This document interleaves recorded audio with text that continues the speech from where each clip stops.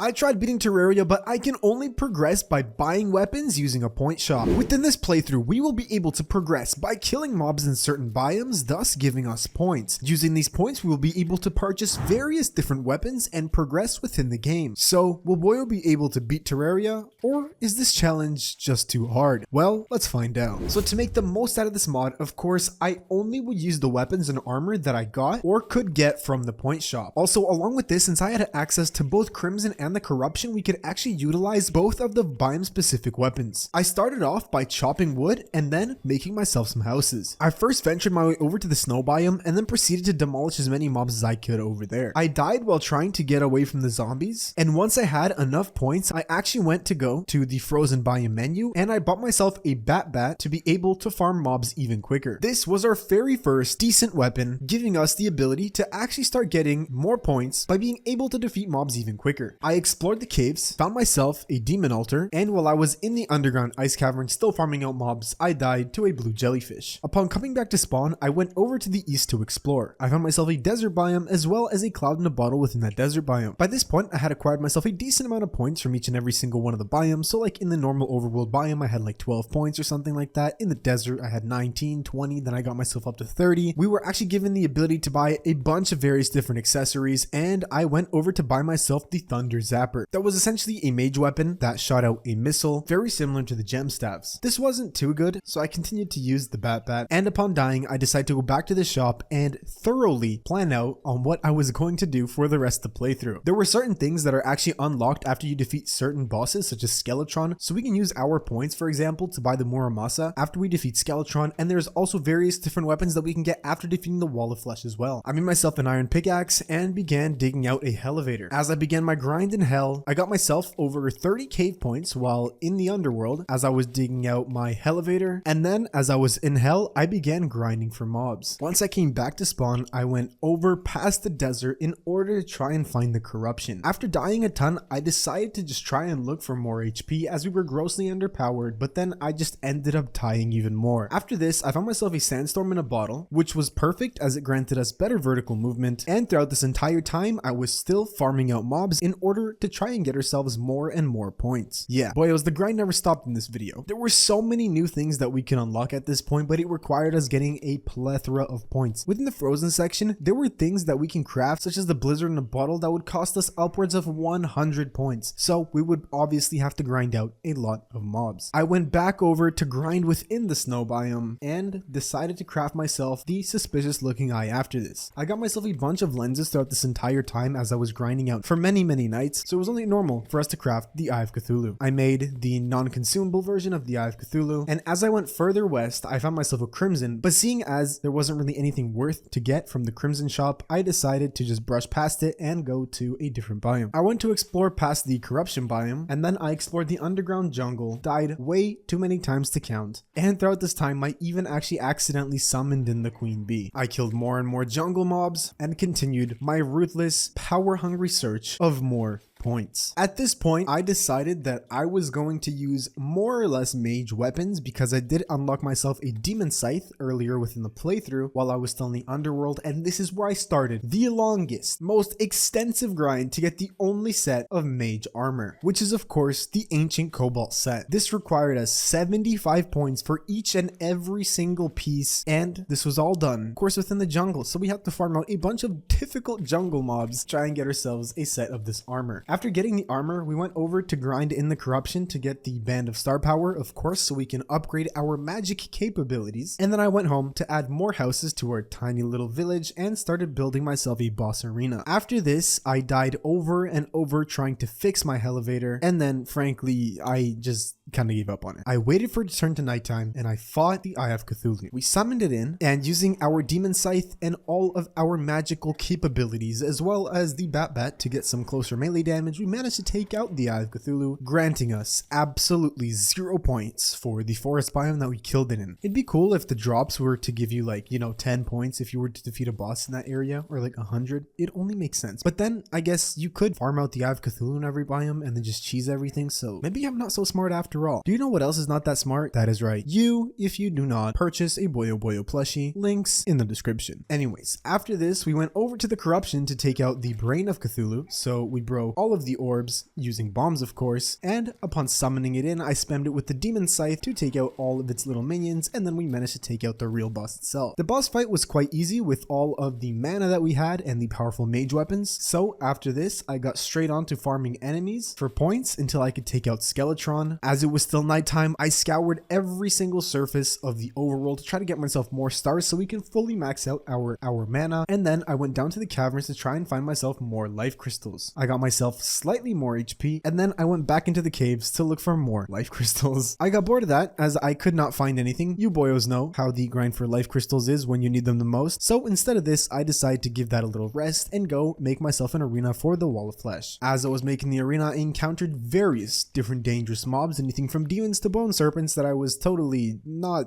ready for, but it was all fine. And then, thinking that I was ready, I went to go chuck the guide voodoo doll into the lava and try and fight the Wall of Flesh. This is where I made a massive mistake. After making myself the flower of fire from the hell points, I tried to take out the Wall of Flesh using Mario's favorite little weapon, and we got absolutely obliterated. We were dying over and over. I basically spent an entire hour just trying to fight the Wall of Flesh, building more houses, grinding out a bunch of points. We had nearly 200 points in the forest biome, nearly 100 in the underworld. I got myself a flintlock pistol from all the points. I tried to use the flame lash. We were grinding out mobs for the longest time, and frankly, we could not kill the Wall of Flesh. I bought a bunch of potions and nothing was seeming to work. I decided to man up and go into the jungle to get myself more hearts because I could not kill the Wall of Flesh with the HP that I had right now.